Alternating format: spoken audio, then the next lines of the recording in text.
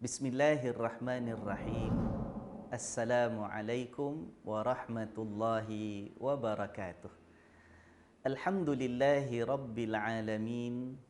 Wassalatu wassalamu ala sayyidina Muhammadin asyrafil anbiya'i wal mursalin wa ala alihi wa ashabihi wa tabi'in wa tabi'ihim bi ihsanin ila yaumiddin. Alhamdulillah, tuan-tuan, puan-puan, saudara-saudari yang dirahmati Allah, khusus sekali pada jamaah Masjid Yusuf Ishaq yang amat saya hormati. Alhamdulillah. Mari ayuh sama-sama kita mulakan pertemuan dalam kuliah subuh pada pagi ini dengan memanjatkan setinggi-tinggi kesyukuran kehadrat Allah Subhanahu wa taala di atas segala nikmat yang begitu banyak, yang begitu luas, yang masih terus Allah curahkan kepada kita. Sampailah saat ini kita bertemu lagi dalam program kuliah subuh anjuran Masjid Yusuf Ishaq ini. Mudah-mudahan Allah terima segala amal yang kita lakukan dalam mentaati perintah-perintahnya. Mudah-mudahan Allah memberkati segala nikmat yang dikurniakan kepada kita. Umur kita, ilmu yang dihadiahkan kepada kita, harta, keluarga, pekerjaan, apa sahaja, termasuk kesihatan kita. Mudah-mudahan kita terus menjadi hamba Allah yang mampu dan mahu bersyukur kepadanya, yang membalas nikmat Allah berikan kepada kita itu dengan ketakwaan yang kita terus usahakan subur di dalam hati kita. Mudah-mudahan dengan itu juga kita mampu meneruskan kehidupan kita ini sebagai umat Nabi Muhammad sallallahu alaihi wasallam yang dipimpin oleh Allah, yang dilindungi oleh Allah, yang dikasihi oleh Allah, sampai saatnya mudah-mudahan kita kembali kepadanya nanti sebagai penghuni syurganya yang mulia. Amin ya rabbal alamin. Apa khabar tuan-tuan dan puan sekalian? Saya sampaikan terlebih dahulu salam hormat ya daripada pengerusi lembaga pentadbir Masjid Yusuf Ishaq, para pegawai, petugas masjid kepada tuan-tuan dan puan sekalian, dan ucapan penghargaan mereka yang setinggi-tingginya di atas segala sokongan yang tuan-tuan dan puan-puan selama ini hulurkan kepada pihak masjid. Ayuh kita teruskan dengan huluran sumbangan keihsanan dan kemurahan kita menjadi saham yang membawa keuntungan kepada kita saat kita kembali kepada Allah Ta'ala nanti ya. Amin ya rabbal alamin. Tuan-tuan dan puan-puan sekalian, dalam pertemuan kita minggu lalu kita telah melihat ayat-ayat di dalam surah Asy-Syura. Masih lagi dalam rangka kita kata kuliah subuh kita ini memerhatikan ayat-ayat Allah dalam Al-Quran yang ada menyebut kalimat Al-Quran. Mudah-mudahan dengan itu kita akan terus lebih mengenali kitab Allah. Mudah-mudahan dengan itu juga Allah membantu kita ya melembutkan hati kita ini sampai tumbuh dan subur perasaan cinta juga kepada kitab Allah Subhanahu wa taala ini. Dalam surah Asy-Syura yang kita bicarakan kemarin, dalam ayat yang ke-52, itu ayat yang terakhir sempat kita bentangkan dan kita bincangkan minggu lepas. Allah Subhanahu wa taala menggambarkan tentang Al-Quran ini disebut juga sebagai ruh ya, dan itu yang saya katakan saya nak sambung bicara dalam pertemuan kita minggu ini, sebab minggu lepas kita dah sampai penghujung waktu yang ada untuk bicara kita. Saya tak sempat bentangkan apa makna roh ya. Jadi saya katakan dalam Al-Quran perkataan roh itu biasanya boleh membawa maksud roh yang mendatangkan nyawa manusia lah ya. Dengan adanya kita kata penyatuan antara roh dengan jasad, maka hiduplah insan. Tapi bila sampai saatnya kematian tiba, maka Allah Subhanahu wa taala akan memisahkan roh daripada tubuh kita. Jasad itu akan hancur dimakan tanah, sedangkan roh akan masuk ke alamnya. Maka roh dalam Al-Quran membawa maksud itulah ya yang menjadikan manusia itu hidup. Tetapi juga kita menyebut kemarin bahawa dalam Al-Quran perkataan roh ada kalanya membawa maksud malaikat Jibril ya. Tapi kita nak menyebut bahawa dalam ayat 52 surah Asy-Syura yang kita bincangkan kemarin, yang insya-Allah akan kita sambung bicaranya pada hari ini, roh di sini bermakna Al-Quran ya. Cuma persoalannya ialah kenapa dan apa kaitannya, apa relevannya Al-Quran itu diberi nama, antara nama-namanya ialah Ar-Ruh. Ya, insya-Allah kita akan lihat. Jadi kita bicara kemarin dalam surah Asy-Syura ya terlebih dahulu supaya kita dapat merujuk Asy-Syura. Ya, tuan-tuan rujuk surah Asy-Syura, kita lihat bicaranya dalam ayat yang ke-52. Betul tuan-tuan? Ada? Masih ingat lagi? Bicara kita tentang satu nama daripada nama-nama Al-Quran. Antaranya kita pernah jumpa Al-Quran diberikan nama Al-Kitab. Kadang-kadang Al-Quran juga diberikan nama At-Tanzil. Ya? Dan salah satu namanya ialah Ar-Ruh. Ar-Ruh.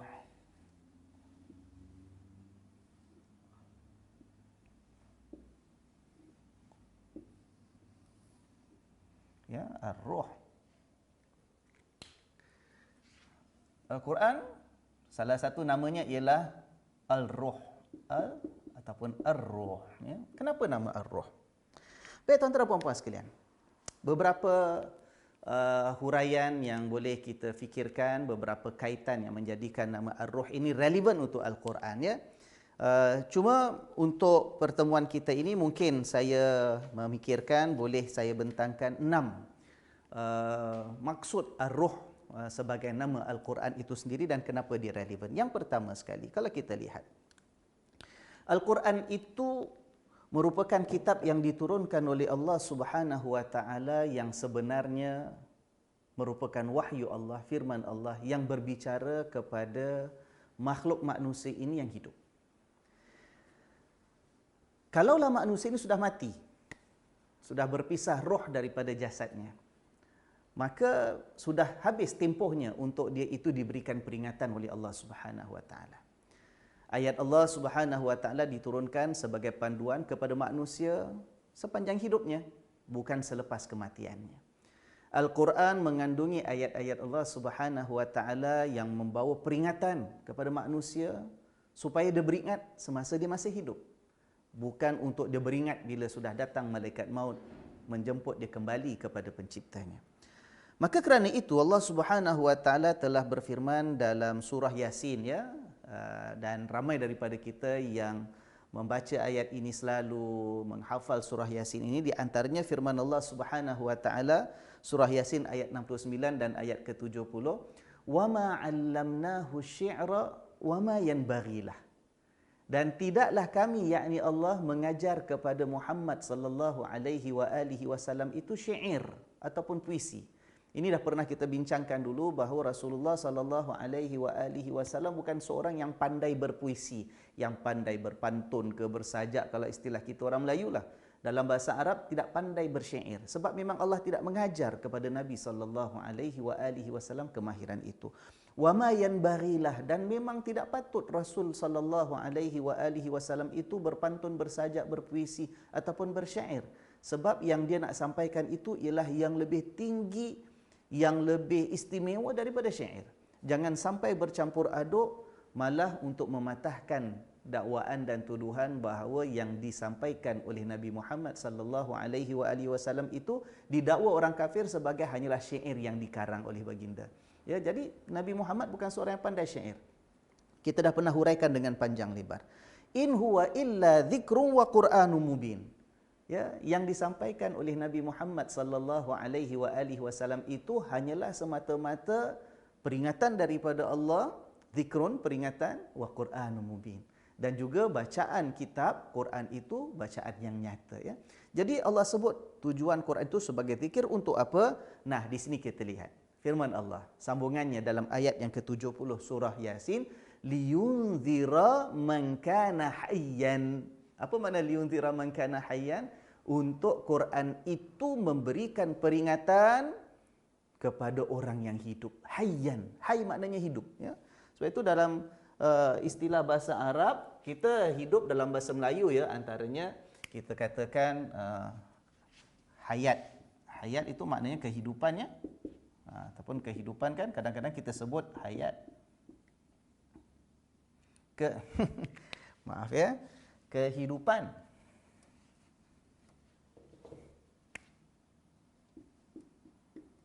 Ya kan, kehidupan. Perkataan hayat ini, ya, sebenarnya daripada bahasa Arab, hayat, hayatun, hayah, kehidupan. Ya, kehidupan. Daripada hayatun ini datang perkataan hayyun. Dalam surah Yasin tadi, liyunzira man kana hayyan. Orang yang hidup itulah yang hendak diberikan peringatan oleh Allah Subhanahu wa taala melalui Al-Quran ini. Yang disebut sebagai Ar-Ruh. Daripada Al-Hayy yang hidup, kalau kita tambah Al-Hayy, ini dah merupakan salah satu daripada nama-nama Allah Subhanahu wa taala, ya. Allah itu Al-Hayy. Maknanya Allah itu yang maha hidup. Beza kita hidup dengan Allah hidup, kita hidup ada hujungnya, terbatas nyawa kita. Allah hidupnya kekal abadi selama-lamanya. Beza lagi, kita hidup sebab ada yang menghidupkan kita. Allah hidup tidak memerlukan kepada sesiapa. Beza lagi, kita hidup ada permulaannya. Sebelum kita hidup, kita tidak wujud. Tetapi Allah Subhanahu wa taala tidak pernah tidak ada. Ya kan? Jadi Allah itu Al-Hayy yang maha hidup. Jadi dalam surah Yasin ayat 69 sampai ayat 70 Allah mengatakan, Quran itu tujuannya untuk beri peringatan kepada yang hidup, bukan beri peringatan kepada yang dah mati. Ya, wa yuhiqqal qaul alal kafirin. Dan juga Quran itu sebagai pemutus bicara Allah, keputusannya terhadap orang-orang yang berlaku kufur. Jadi Quran menyampaikan peringatan supaya orang yang masih hidup ini mengambil peringatan dan tidak lupa kepada hakikat hidupnya sebagai hamba Allah Subhanahu wa taala. Quran juga datang membawa amaran, peringatan kepada orang-orang yang pilih untuk kufur kepada Allah, ya, bahawa akan datang keputusan azab untuk mereka dan mereka tidak dapat melarikan diri, ya. Baik. Maka dalam sudut yang seperti ini kita kata, ya, baik. Yang pertama kita kata beginilah. Yang pertama kita kata ada 6, ya. Yang pertama sekali, kenapa Al-Quran itu dinamakan ataupun sesuai dinamakan sebagai Ar-Ruh?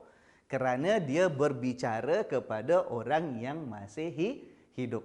Kalau mati, tak ada faedah untuk kasih peringatan lagi. Jadi yang pertama, kenapa Al-Quran itu sesuai dinamakan Ruh? Kenapa? Sebab pertama, ya, Al-Quran, ataupun kita katakan Ar-Ruh, ini bicara kita pada hari ini, ya. Kenapa? Sebab Al-Quran itu berbicara kepada yang apa tuan-tuan puan-puan sekalian? Yang hidup. Ya, yang hidup. Kerana dibicara dengan yang hidup lah, maka sesuai Al-Quran itu dinamakan sebagai Ar-Ruh. Dan para ulama telah menjelaskannya dalam mereka mengkaji Al-Quran, dalam mereka memerhatikan ayat-ayat Allah Subhanahu wa taala. Ternyata yang namanya hidup itu ada dua. Maksud ayat ini, Allah Subhanahu wa taala memberikan Al-Quran sebagai peringatan kepada orang yang hidup. Hidup itu ada dua. Hidup manusia. Ada dua jenis hidup. Satu hidupnya apa? Hidup jasadnya. Hidup jasad. Kalau orang dah mati, habis. Jasadnya itu sudah tidak punya roh, tinggal jasad sahaja, mati ditanam, dimakan tanah, habis. Maka sudah tidak bermakna lagi. Quran dibacakan kepadanya, tidak dapat mengambil apa-apa pengajaran, ya, jasad. Tetapi para ulama juga menegaskan bahawa Quran ini juga menjadi peringatan kepada yang hidup, kepada yang hidup. Hidup apanya? Hidup hatinya. Dua-dua mesti ada. Dua-dua hidup mesti ada. Satu hidup keseluruhan tubuh badannya, jasadnya sebagai insan. Kedua, hatinya masih hidup juga. Kalau seorang insan itu masih lagi punya nyawa di kandung badan, belum lagi sampai ajal dijemput oleh Allah melalui malaikat maut diutuskan kepadanya, belum lagi dimandikan, dikafankan, disolatkan, dikebumikan, tubuhnya masih hidup. Ada kalanya manusia yang masih bernyawa, tubuh masih bergerak, masih boleh bernafas, tapi tidak boleh mengambil apa-apa faedah daripada peringatan yang Allah turunkan melalui Al-Quranul Karim. Orang yang macam mana? Jasadnya masih hidup, tetapi hatinya sudah mati. Ada manusia seperti ini. Dia berjalan, dia bergerak, dia ketawa, dia gembira, ada masa dia sedih, menangis, hiba. Ada masa lapar, dia makan, ada masa haus, dia minum, ada masa ngantuk, dia tidur. Besok bangkit kembali meneruskan pekerjaannya, tubuhnya bergerak, kehidupannya berjalan, tetapi hatinya mati.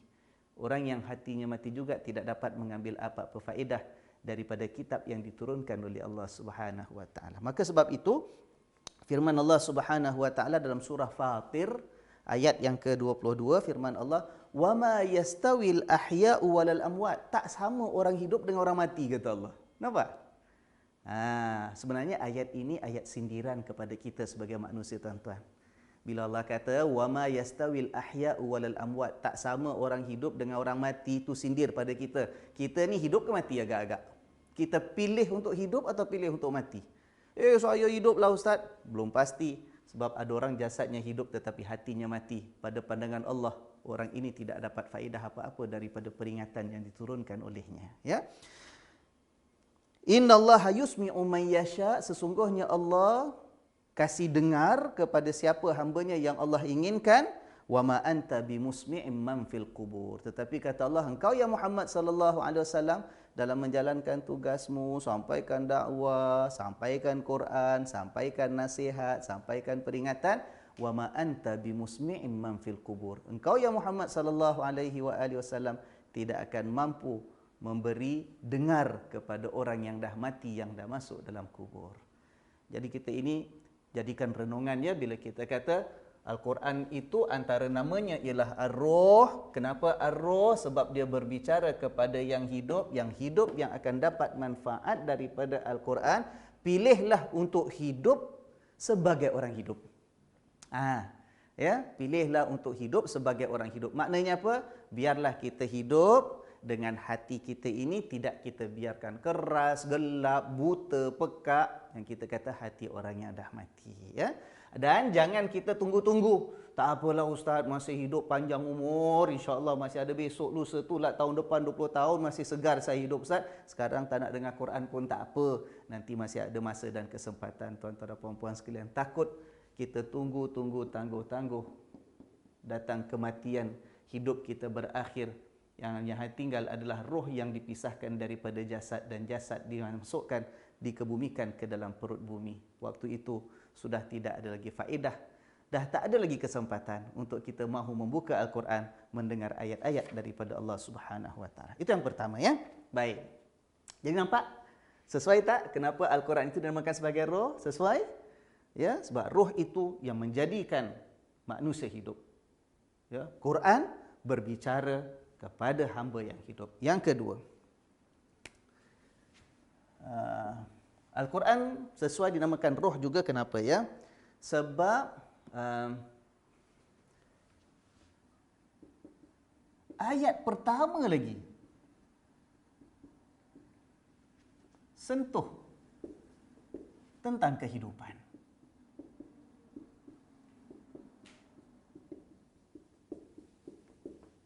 Ayat pertama.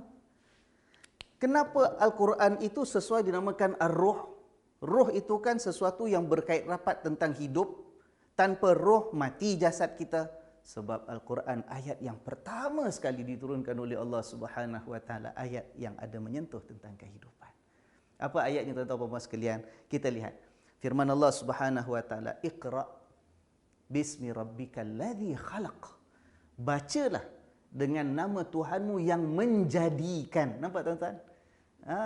Yang menjadikan. Menjadikan apa? Kenapa saya katakan ayat pertama sentuh tentang kehidupan? Sebab kata Allah, khalaqal insana, menjadikan manusia. Manusia dia hidup, Allah jadikan dia. Kalau manusia ni tak pernah hidup, tak nama Allah jadikan manusia.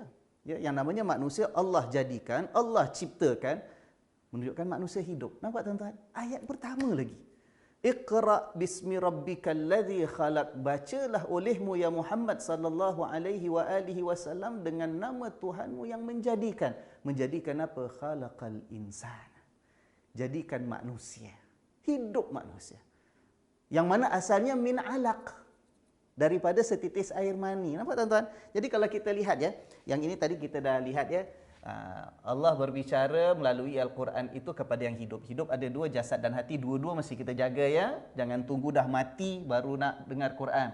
Ataupun kalau masih hidup pun, jangan biarkan hati kita mati. Tak dapat faedah daripada Al-Quran. Surah Iqra, ya, surah Al-Alaq.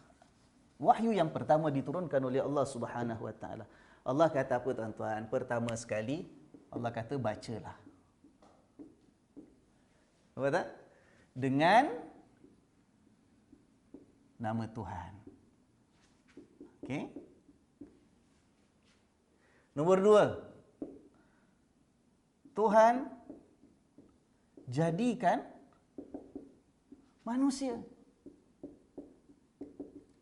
Bila kata Tuhan jadikan manusia, maknanya manusia ni hidup. Ya kan? Nampak tu? Sebab itu namanya roh. Allah kata lagi, allazi khalaqal insana min 'alaq. Manusia dijadikan asal min 'alaq. 'Alaq maknanya air mani. Air mani. Nampak tuan-tuan? Air mani itu, kita lihat ya, ada proses. Asal daripada air mani. Kemudian akhirnya manusia hidup. Nampak tuan-tuan? Dia ada prosesnya kan? Daripada air mani. Dalam hadis Nabi SAW, Nabi pernah menyebut bahawa bermula manusia itu daripada nutfah, daripada setitis air mani. Ya, kemudian selama 40 hari kemudiannya dia berubah menjadi setitis ataupun segumpal darah. Kemudian 40 hari selepas itu berubah menjadi seketul daging. 40 hari selepas itu kemudiannya apa? Ditiupkan roh ke dalam janin tadi, maka bermulalah kehidupannya. Kan? Hadis Nabi kan? Kita lihat Allah kata ataupun Nabi SAW mengatakan mula-mula daripada air mani. Ya, 40 hari.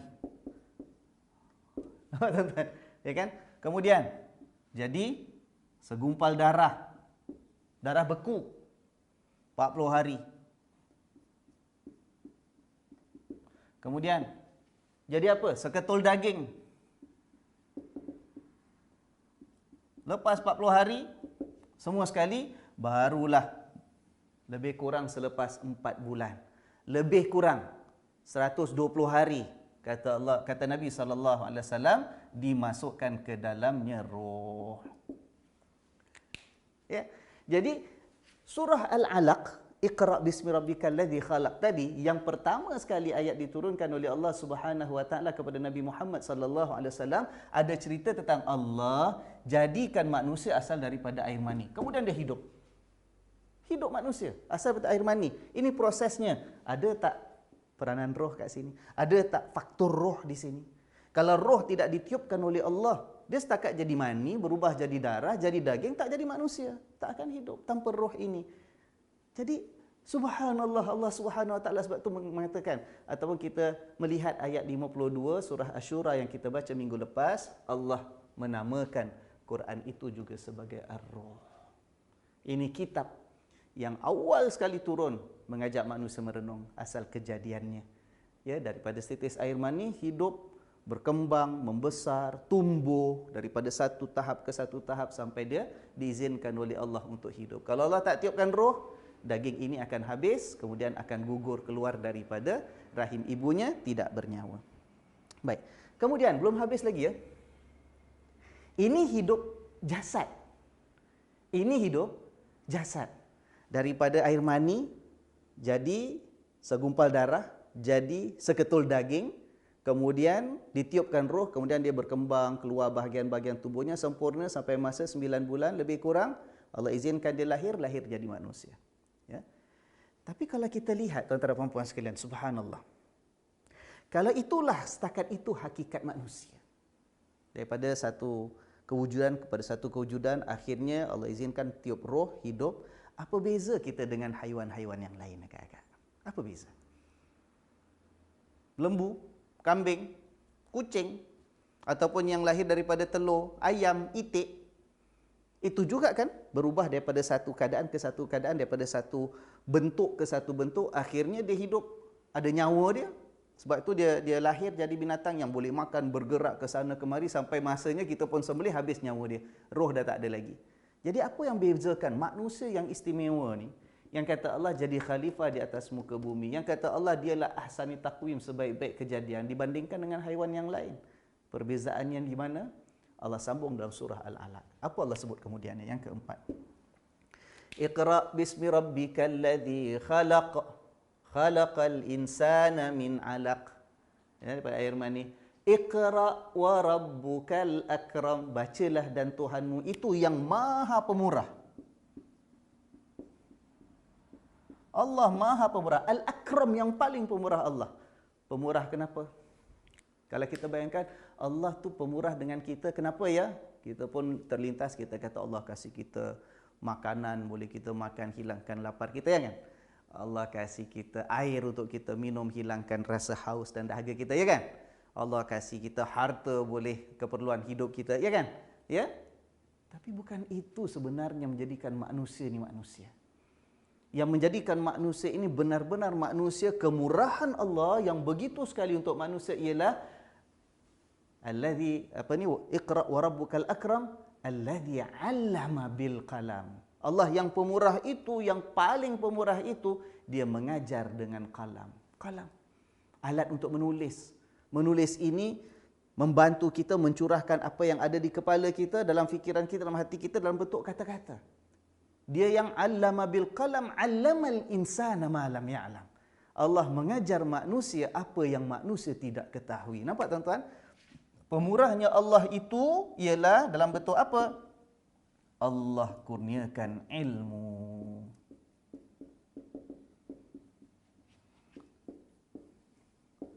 Nampak tuan? Ilmu. Allah kurniakan ilmu. Dan ilmu inilah, bila kita mampu berfikir, tahu membezakan mana A, mana B, mana C, mana D, mana putih, mana hitam, mana betul, mana salah, mana baik, mana buruk. Ilmu inilah kurniaan Allah yang menjadikan manusia ini manusia. Ilmu inilah yang memberikan hidup manusia itu bermakna dan bererti, mulia dibandingkan dengan makhluk-makhluk yang lain. Ilmu inilah yang sebenarnya menjadikan hidup manusia itu hidup yang bermakna. Nampak tuan-tuan? Jadi kalau kita lihat, subhanallah, ayat yang pertama yang diturunkan oleh Allah Subhanahu wa taala, ayat Iqra bismi rabbikal ladzi khalaq, sudah sebut tentang hidup. Saya katakan tadi, ayat pertama sentuh tentang kehidupan. Kehidupan ini dua aspek. Kehidupan jasadnya dengan adanya roh, dan kedua, kehidupan apa? Kehidupannya itu terus mampu berkembang sebagai manusia dengan kemuliaan, dengan segala kurniaan Tuhan yang membezakan manusia daripada haiwan yang lain. Sumber hidupnya ialah ilmu, akal, pemikiran, ya, membuat keputusan. Ilmu dikurniakan oleh Allah. Nampak? Maka sebab itu kitab Al-Quran dinamakan sebagai Ar-Ruh. Subhanallah, cantiknya. Kerana daripada ayat pertama lagi diturunkan oleh Allah, sudah bicara tentang dua elemen hidup manusia yang utama. Adanya roh, sebab asal daripada air mani, kemudian Allah jadikan dia hidup. Ya? Dan kemudian kedua, kerana Allah ingatkan kita, yang menjadikan manusia itu manusia ialah keupayaan untuk berfikir, ilmu dan pengetahuan. Yang menjadikan manusia itu mampu hidup dengan bermakna kerana ada ilmu, keupayaan untuk berfikir. Yang menjadikan hidup manusia itu terus berkembang, tidak statik, tidak beku, tidak tersangkut, adalah ilmu dan keupayaan untuk berfikir. Nampak tuan-tuan sekalian? Ini faktor yang kedua. Subhanallah. Yang ketiga, kenapa Quran itu sesuai untuk dinamakan juga sebagai Ar-Ruh? Kita kata begini. Sebab Quran itu, ya, menganjurkan kelangsungan hidup.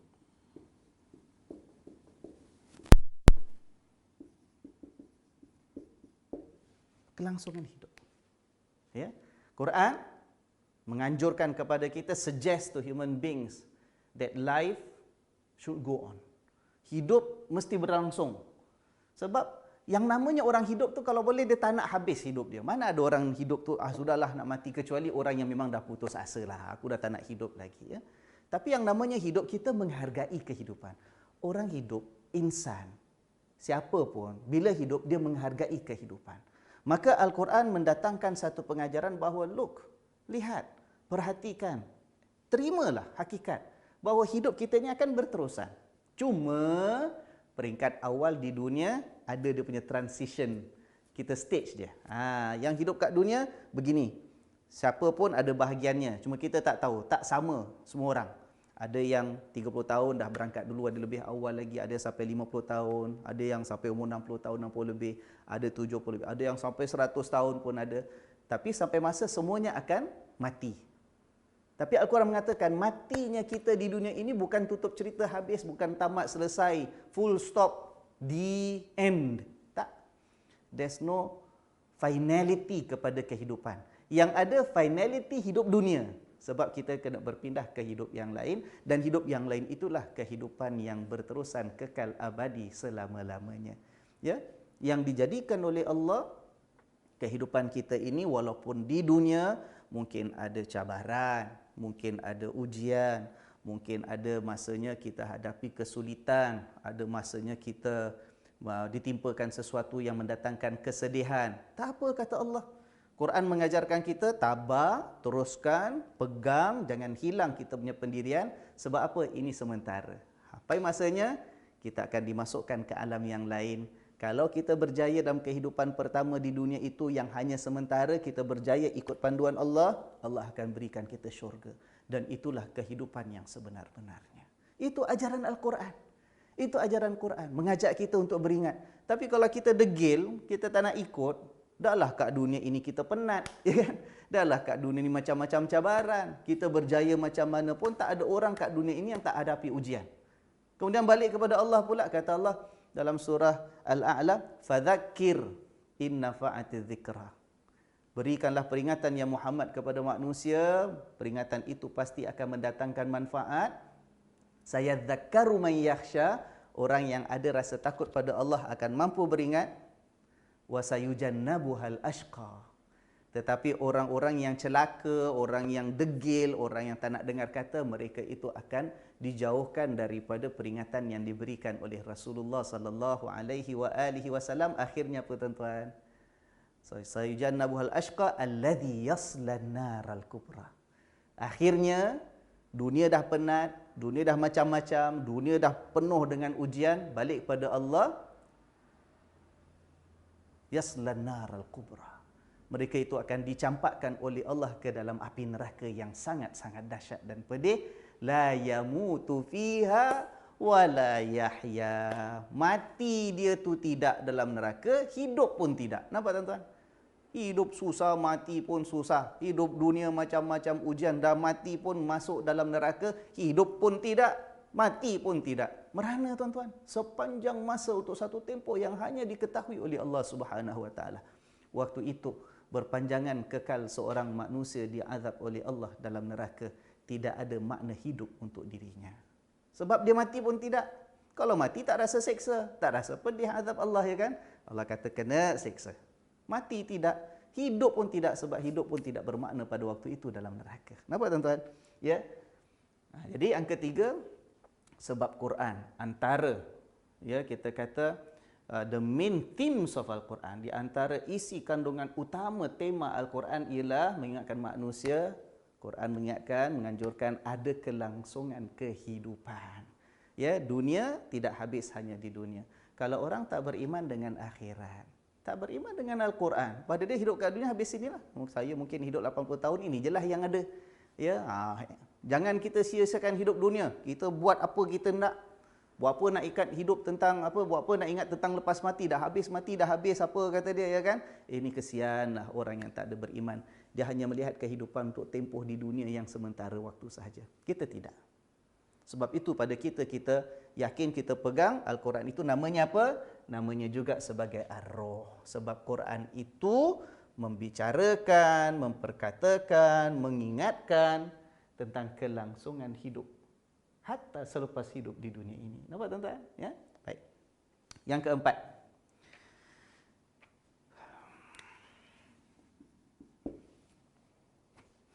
Al-Quran ini, ya tuan-tuan dan puan-puan sekalian, bukan satu kitab yang menyuruh manusia ini kalau nak jadi orang yang benar-benar beragama, dia kena tinggalkan kehidupan dan tinggalkan dunia. Tak. Ya, saya ulang lagi sekali. Quran itu bukan satu kitab yang menganjurkan, yang menyuruh manusia ini kalau betul nak jadi hamba Tuhan, betul nak jadi taat pada Tuhan, betul nak kita kata nak hidup beragama yang mulia, wah kita kena tinggalkan kehidupan, kena tinggalkan nikmat hidup, kena tinggalkan dunia dan sebagainya. Tak, Quran bukan seperti itu. Ya, kita kata Quran tidak suruh untuk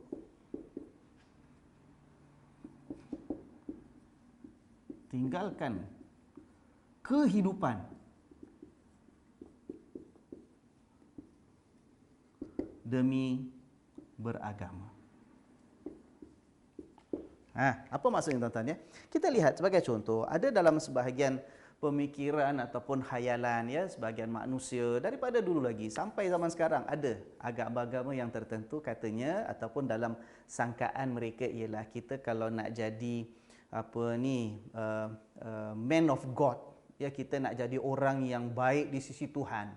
Kalau kita nak jadi orang yang dekat dengan Tuhan, kalau kita nak jadi orang yang tinggi kedudukan darjatnya di sisi Tuhan, ya kita kena ignore dunia ini. Kita kena tinggalkan hidup dunia. Kita tak boleh merasakan banyak nikmat dunia, ya. Kita kena asingkan diri kita. Kita kena hidup, kita kata compang-camping, tahu compang, bukan compang pasal kat Yishun tu, itu tempat saya. Compang-camping pasal mereka kata ni selekeh hidupnya, ya, tak boleh pakai yang bagus-bagus, ya, tak boleh makan yang bagus-bagus. Ya, ada yang dalam sangkaannya nak jadi orang yang dekat dengan Tuhan, ya, banyak benda yang dia kena haramkan ke atas dirinya sendiri, ya kan? Sebagai contoh tuan-tuan dan puan-puan sekalian, ya, kita lihat ini di antaranya yang disangkakan menjadi pegangan, ya, orang-orang Arab jahiliah dulu. Saya ingat saya pernah sebutlah dalam salah satu pertemuan kita dulu, ya. Orang Arab jahiliah dulu, mereka juga mengamalkan ibadat haji setahun sekali, kan? Mereka datang ke Mekah, tawaf keliling Kaabah. Tapi pada mereka ialah Kaabah tu satu rumah yang sangat mulia. Tanah Mekah itu tanah yang sangat mulia. Jadi bila musim haji, nak buat haji itu ibadat yang paling tinggi darjatnya. Jadi mereka merasakan kita nak tawaf tempat yang begitu mulia, keliling rumah yang begitu mulia. Kita nak darjat kita tinggi di sisi Tuhan. Supaya kalau kita minta apa, kita doa apa, Tuhan akan kasih, kan. Dia kata, tak sesuai lah, tak kena. Tempat mulia macam gini, ibadat mulia macam gini, rumah Kaabah mulia macam gini. Tak kena kalau kita masih lagi bergelumang, melekat dengan, kita kata, daki-daki dunia. Ya. Mereka menganggap bahawa, yalah mereka tu hidup kejarkan kemewahan, nakkan harta, nak kekayaan. Tapi mereka punya tanggapan, dunia ni kotor.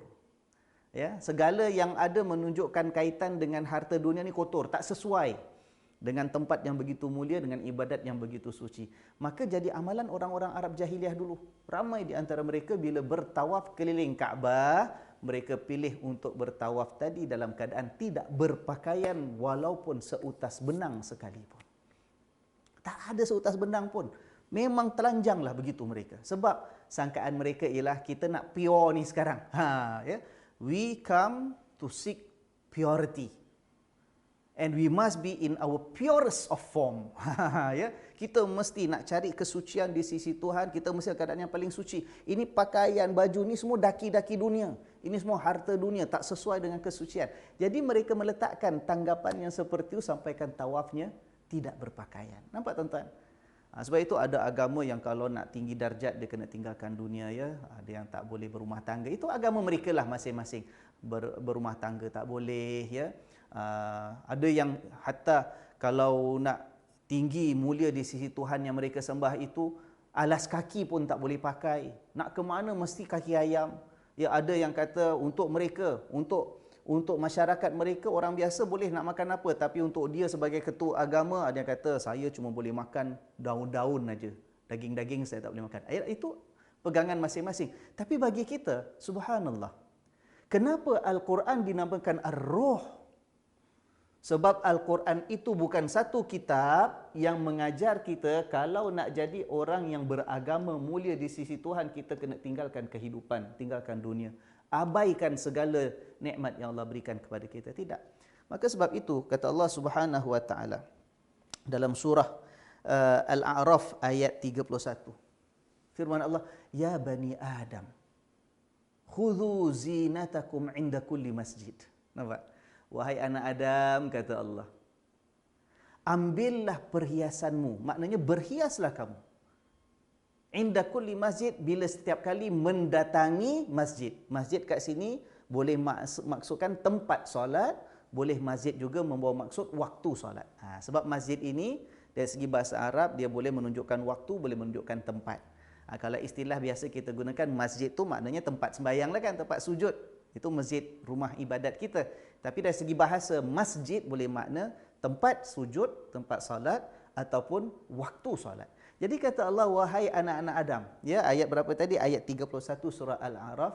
Wahai anak Adam, kata Allah, berhiaslah kamu. Berhiaslah. Setiap kali kamu nak solat, masuk waktu solat ke, nak pergi tempat masjid ke, berhiaslah kamu. Berhias maknanya apa? Kamu pakailah, bukan nak pakai. Asalkan tutup aurat, bersih, sesuai. Nak pakai baju warna putih boleh, baju warna hitam boleh, pakai baju yang ada manik-manik ke, baju yang ada hias-hias ke, ya. Jenis cotton ke, wool ke, linen ke, apa ke, terpulang. Pokoknya jangan yang melanggar perintah Allah. Melanggar perintah Allah, contohnya kalau orang lelaki nak pakai baju sutera, itu tak bolehlah, Nabi tak izinkan. Ya kan? Begitu aturan syariat daripada Allah Subhanahu Wa Taala. Tapi selain itu pakai, ayo. Nak berkotak-kotak ke, nak berbelang-belang ke, ada corak-corak sikit macam baju saya ke, ayo dipersilakan. Khudhu zinatakum. Berwangi-wangian, ayo berwangi-wangian, malah kita disuruh digalakkan. Pergi masjid berwangi-wangian. Cantikkan set nak rambut, nak barber, nak bikin pesen mana yang sesuai lah. Jangan tanjak-tanjak pula, nanti nak sembahyang macam mana, nak sujud pun tak boleh tajam ke depan gitu, ya kan? Ya kan? Nak berhias. Khudhu zinatakum. Lihat tuan-tuan puan sekalian. Kita disuruh berhias malah. Ya? Ambillah, berhiaslah kamu. Wa kulu washrabu wa la tusrifu. Kemudian kata Allah, kamu hidup jadi manusia ini wahai anak Adam, kamu nak makan apa? Makan. Kulu, makan. Washrabu, minum. Air bandung katirak, air bergas tak ada gas, air putih, air warna apa pun oranye, minum terpulang. Makan apa? Makan. Tapi yang penting wala tusrifu, jangan lampau batas. Ada peraturan tertentu Allah kata jangan langgar, itu jangan langgar. Contoh makanan yang tak boleh, saya pernah sebut, kalau binatang yang jadi bangkai tak disembelih sampai mati, matinya kerana bukan sembelih tak boleh.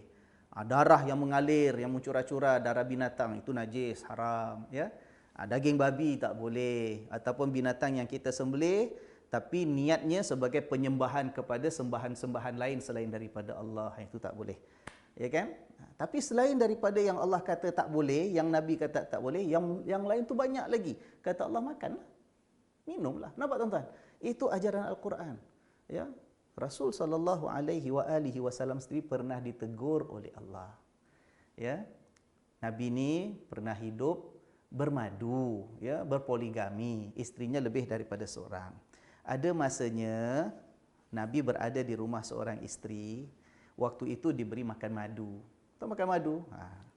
Jadi bila lepas itu Nabi pergi ke rumah isteri yang lain, isteri yang kat sana pula kata, saya tak sukalah bau madu bang, kata dia. Saya tak suka bau madu.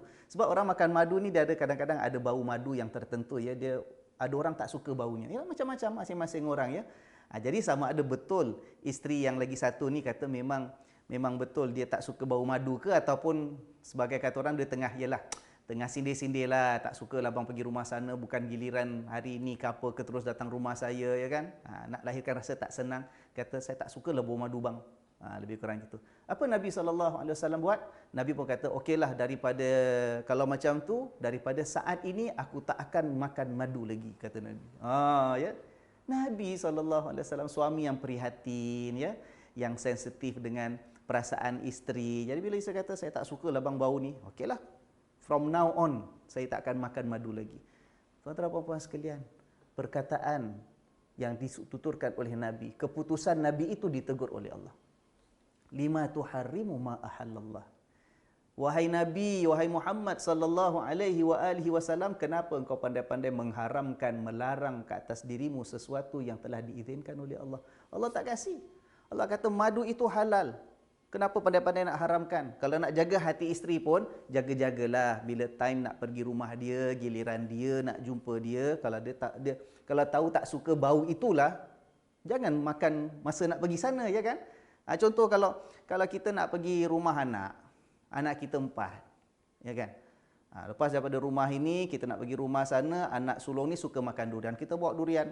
Pergi sana kita makan sama-sama. Habis makan durian kat situ, terus pergi blok sebelah, rumah anak nombor 2. Rumah anak nombor 2 tak suka durian. Bau pun dia tak boleh tahan.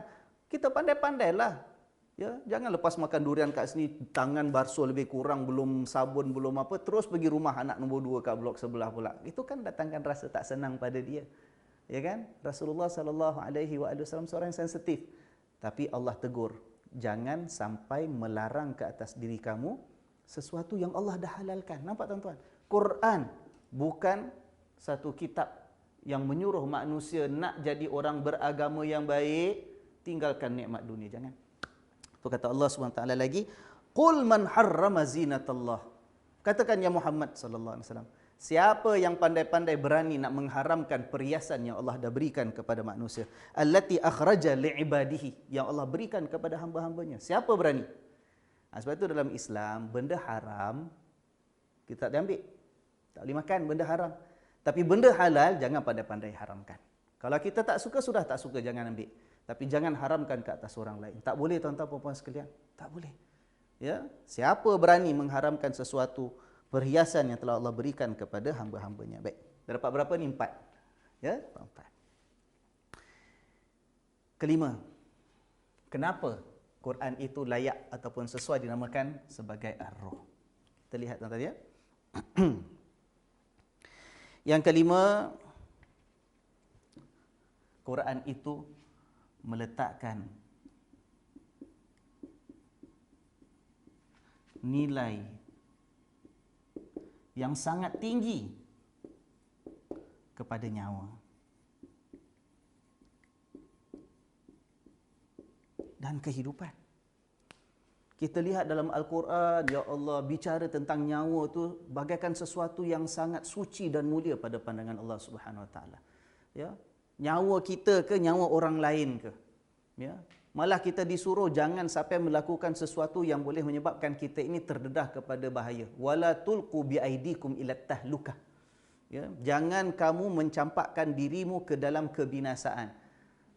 Ayat itu kalau kita lihat ya, wala tulqu biaidikum ila tahlukah, asalnya ayat tentang kalau kita baca ayat tu, ayat sebelumnya ayat tentang derma, sedekah. Jadi kata Allah, sedekahlah di jalan Allah, tapi ingat jangan sedekah terlalu sangat sampai kamu itu terdedah kepada bahaya, kesulitan. Orang nak derma kasih semua pada jalan Allah. Habis anak bini nak makan apa? Kata Allah, wala tulqu biaidikum ila tahlukah. Jangan sampai kamu itu binasa hidup dengan kemurahan yang melampau macam gitu. Berpada-pada ya, buat pertimbangan, buat kira-kira ya. Tapi ulama bila baca ayat itu mengatakan ayat ini juga umum.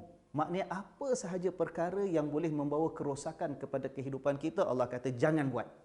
Jangan kamu dedahkan dirimu kepada kebinasaan, kepada kerosakan. Apa sahaja yang menjejas kesihatan, menjejas nyawa, menjejas kesejahteraan hidup, tak boleh.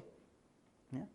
Firman Allah Subhanahu Wa Taala juga, ya ayyuhalladzina amanu la ta'kulu amwalakum bainakum bil batil. Wahai orang-orang yang beriman, janganlah kamu makan harta di antara kamu dengan cara yang batil, ya. Illa an takuna tijaratan an taradin bainakum. Taradin minkum. Kecuali kalau harta orang itu kamu dapat dari segi pertukaran, perdagangan dan perniagaan ikut suka sama suka. Sama-sama rela antara penjual pembeli, okey, kamu dapatkan harta asal orang lain, kamu bayar harganya, itu nak makan-makan. Tapi ambil secara batil, orang tak izinkan kita ambil, kita curi, kita rampas, tak boleh. Kemudian Allah sambung apa? Wala taqtulu anfusakum. Jangan kamu bunuh dirimu sendiri. Kita lihat. Walaupun kita kata this is my right. Ya, saya tak kacau orang lain, saya tak ganggu orang lain. Ni saya punya nyawa, saya punya sukalah. Ini saya punya diri, saya punya sukalah. Saya dah penat nak hidup, saya nak bunuh diri, saya punya sukalah, tak kacau orang. Saya orang bujang apa, tak ada orang tua saya nak kena jaga, tak ada anak isteri saya kena tanggung. Ya kan? Saya tak susahkan jiran, tak susahkan member. Pasal saya tak nak susahkanlah saya bunuh diri. Islam kata tak boleh. Tak boleh. Wala taqtulu anfusakum. Sebab apa? Sebab nyawa itu terlalu berharga. Umur diberikan oleh Allah satu kesempatan. Selama ini sampai saat ini susah macam mana pun, mesti ada keyakinan besok kita mampu untuk mengubah keadaan hidup kita. Berbelit hutang macam mana pun, ya, kecewa dengan hidup macam mana pun, jangan sampai bunuh diri. Quran satu kitab yang menunjukkan nilai harga yang begitu tinggi pada nyawa dan kehidupan. Sampaikan kita lihat, kita tahu ayat Allah Subhanahu Wa Taala, itu kan ceritanya, kata Allah, orang yang membunuh satu jiwa, faka'annama qatalan nasa jami'an. Siapa bunuh satu manusia, tumpahkan darah seorang insan, maka kesalahannya, kemusnahannya, keburukannya, kesannya seolah-olah dia membunuh seluruh umat manusia. Dan siapa yang membela kehidupan seorang insan, menyelamatkan hanya satu nyawa sekalipun, kata Allah, faka'annama ahyan nasa jami'an. Seolah-olah dia itu menyelamatkan nyawa seluruh umat manusia. Nampak? Subhanallah. Jadi sebab itu dalam Quran kalau kita baca ayat-ayat, katalah ada ayat suruh angkat senjata, ya, ayat ajak untuk jihad fi sabilillah dalam peperangan. Ini kan bunuh-bunuh, Ustaz. Ada ayat jalankan hukuman kita kata hukuman pancung, hukuman mati, ya, untuk jenayah-jenayah yang tertentu, ya kan? Ini kan menyebabkan orang hilang nyawa, Ustaz. Apa Ustaz cakap Islam, agama Allah melalui Al-Quran itu berikan nilai yang sangat tinggi pada nyawa dan kehidupan? Kita kata ya. Itu kerana ada jenayah tertentu. Ya, peperangan diizinkan oleh Allah walaupun kena angkat senjata, walaupun kadang-kadang kita terpaksa bunuh orang. Sebab tanpa peperangan akan lebih banyak kerosakan. Peperangan diizinkan untuk apa? Pertahankan hak kita, nyawa kita, milik kita, agama kita, tanah kita, keluarga kita. Kalau kita tak diizinkan perang sama sekali, habislah kita, dianiaya orang. Orang yang jahat akan terus berleluasa dengan kejahatan, dengan kezalimannya, dengan perampokan yang dia buat, dengan penindasan yang dia lakukan. Rosak hidup dunia, hidup rusak, manusia rosak. Ya kan? Begitu dengan jenayah. Sebab itu kata Allah Subhanahu Wa Taala, walakum fil qisasi hayah. Untuk kamu sebenarnya bila dijalankan hukuman mati untuk orang, katalah orang buat jenayah bunuh orang, ya kan? Hukuman apa? Qisas. Jatuhkan hukuman mati. Sebenarnya di sebalik hukuman qisas itu terdapat kehidupan, menjamin masyarakat hidup dalam keadaan sejahtera. Ya, manusia tak rasa takut. Kita bukan hidup dalam suasana macam kita kata bandar koboi. Ya, orang tak suka tembak, gaduh sikit tembak, ya kan? Maki sikit tembak, ya, berebut perempuan tembak, mabuk tembak. Susah kita. Jadi bila ada hukuman yang keras ketat seperti itu, siapa buat salah bunuh sampai masanya didapati bersalah, ada hukuman qisas dalam Islam. Dijatuhkan hukuman mati. Di sebalik hukuman mati itu sebenarnya yang mati dia seorang buat jenayah, tapi kehidupan akan terus subur dan dapat dijamin keselamatan dan kesejahteraannya. Maka sebab itu kita lihat, sesuai tak Al-Quran dinamakan sebagai ar-ruh, kitab tentang kehidupan. Sebab nilai kehidupan sangat tinggi disebut dalam Al-Quran. Dan yang terakhir, tuan-tuan dan puan sekalian, yang keenam, ya, Quran ya, mengajak kepada penyuburan kehidupan.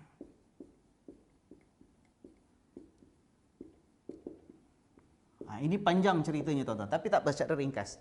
Quran mengajak kepada penyuburan kehidupan.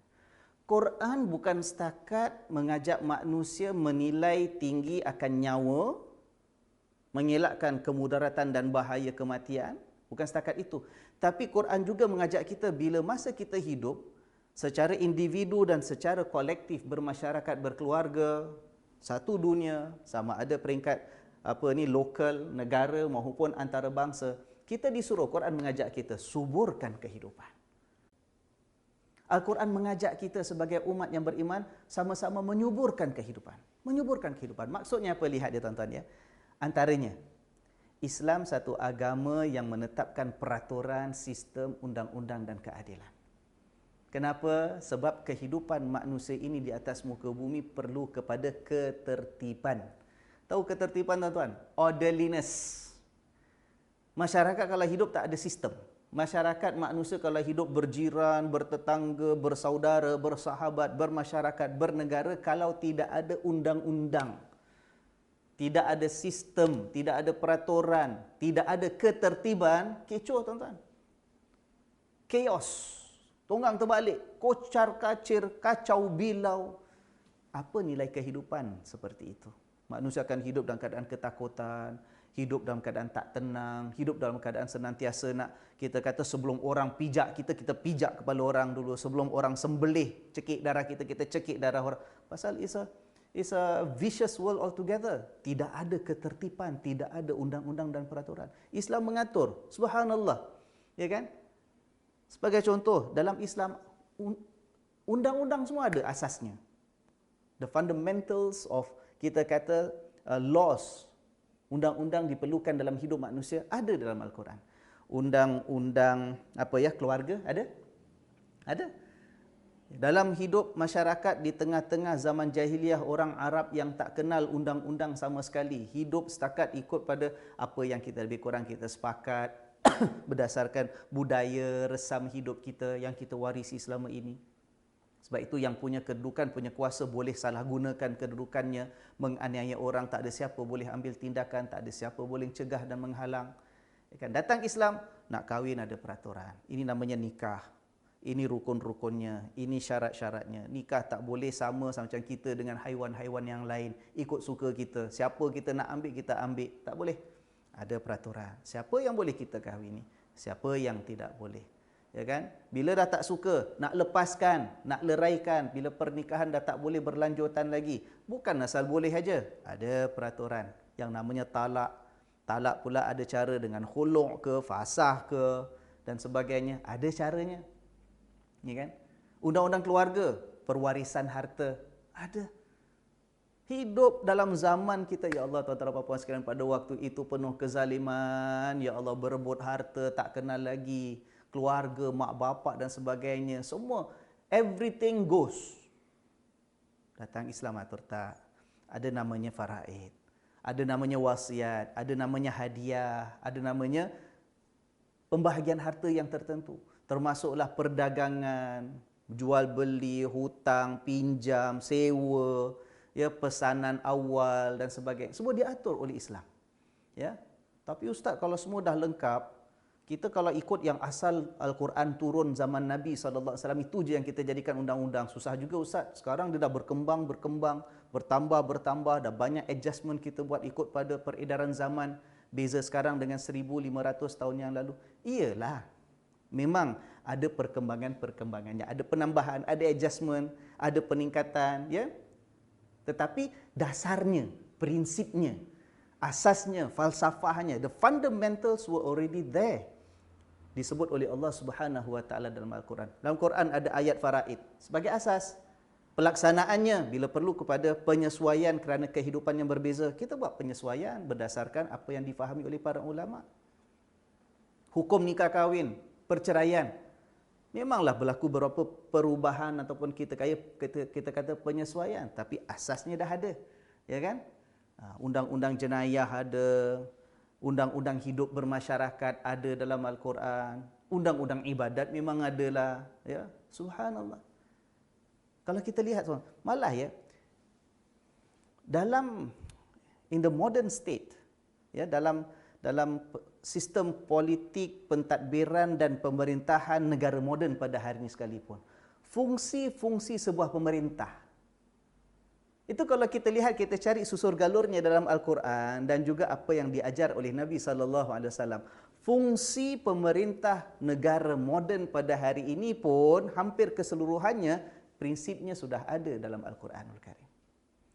Sebagai contoh ya, untuk kita mudah faham, kita lihat ya, dari segi fungsi pemerintahan, kita ambil Singapura lah, negara kita sendiri, ya kan? Fungsi pemerintah apa? Berdasarkan kepada kementerian-kementerian, ya kan? Ada Kementerian Pertahanan, sebab fungsi pemerintah ialah untuk menjaga keamanan negara daripada serangan musuh, ya kan?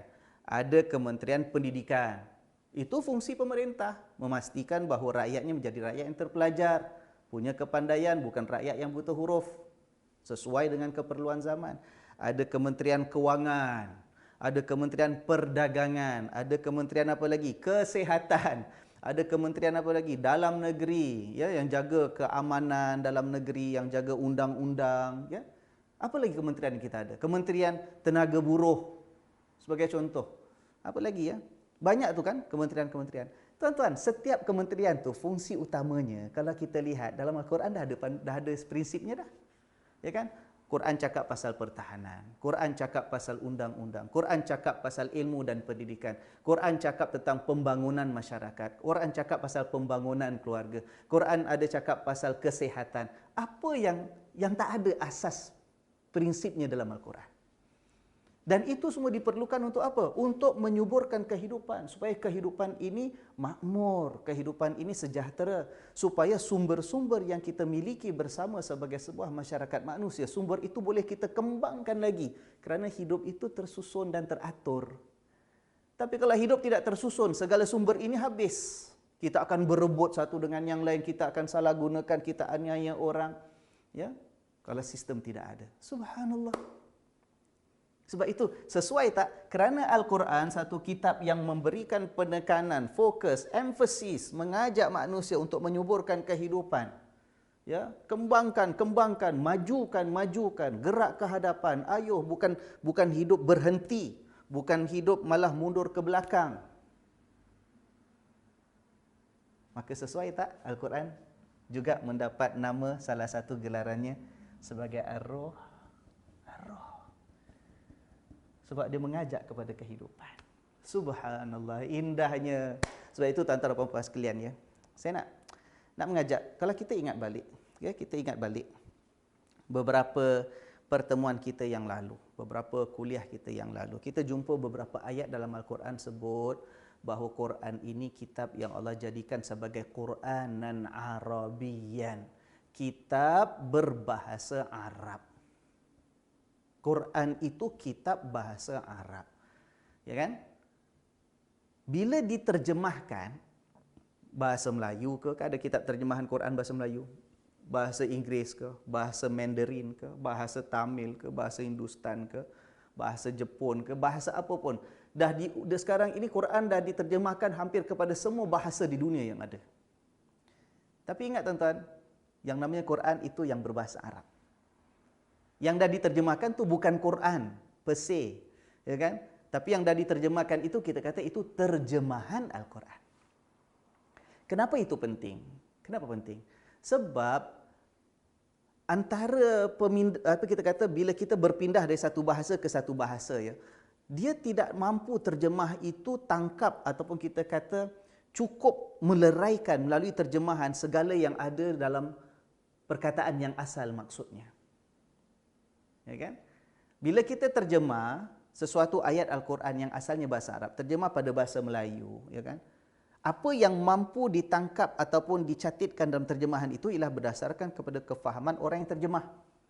Kalau dia ada kesempatan dihuraikan, dia akan huraikan macam saya huraikan, ya kan? Tapi kalau kita setakat terjemah, literally, word to word, ya kan? Hadza ini, Quran, Quran. Kitabun, kitab. Rajulun, orang lelaki.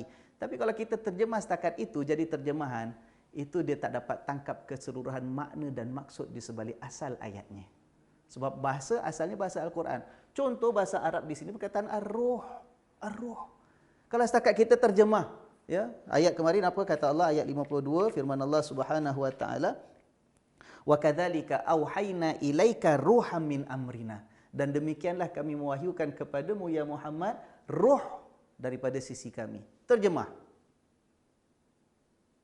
Bila kita terjemah ruh dengan ruh, kita tak dapat tangkap keseluruhan makna yang ada di sebalik ruh yang asal. Ya kan? Macam mana kita nak huraikan ini dalam terjemahan kita? Macam mana kita nak huraikan semua ini? Ya kan? Sebab itu bila kita kata Quran, biarlah kita jelas. Perkataan Quran merujuk kepada teks yang asal dalam bahasa Arab. Yang kita baca terjemahannya adalah terjemahan Al-Quran.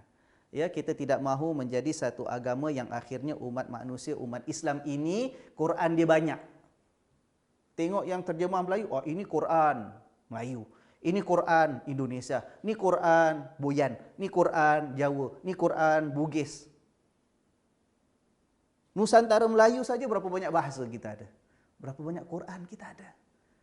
Ya, kita kena jelas, itu bukan Quran lah Ustaz, itu terjemahan Quran. Bila terjemahan Quran, dia boleh terdedah kepada kepelbagaian tafsiran antara orang yang satu terjemahkan dengan orang kedua yang terjemahkan.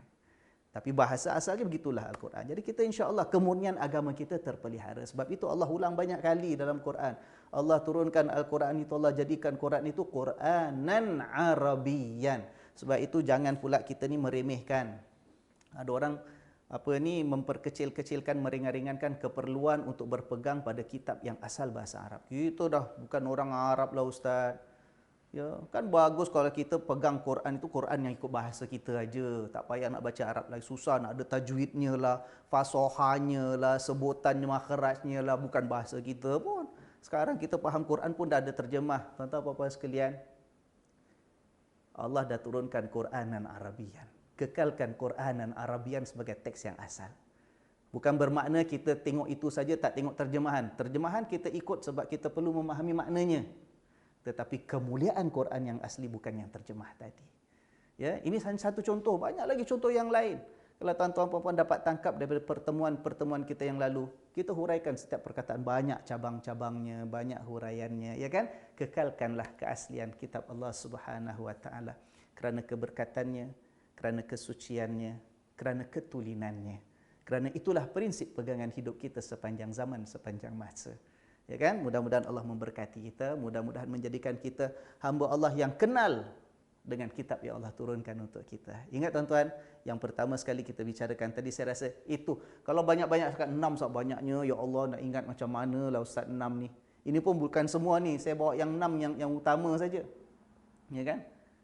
Tapi yang paling penting ialah ingat, roh, Al-Quran dinamakan roh sebab Quran adalah kitab yang berbicara dengan yang hidup. Kita nak dapat berkat Quran, nak dapat nur Quran, nak dapat manfaat daripada Quran, pilihlah untuk hidup sebagai manusia yang hidup. Faham maksud saya insya-Allah? Jangan kita hidup berjalan bergerak, nyawa masih dikandung badan, tapi hati kita dibiarkan mati keras gelap dan buta pekak tuli. Tuan-tuan dan puan-puan sekalian, kita takut balasannya di sisi Allah Subhanahu wa taala terlalu pedih. Kerana kehidupan kita bukan terhenti hanya di dunia ini saja. Ya, mudah-mudahan Allah pelihara kita, Allah teruskan hidayah dan taufiknya kepada kita. InsyaAllah kita dipanjangkan umur, berdoa kepada Allah, ada kesempatan minggu hadapan kita bertemu lagi insyaAllah dengan izin Allah. Sekian saja. Subhanakallahumma wa bihamdika asyhadu an la ilaha illa anta astaghfiruka wa atubu ilaik. Saya sayang tuan-tuan dan puan-puan sekalian semata-mata kerana Allah. Wassalamualaikum warahmatullahi wabarakatuh.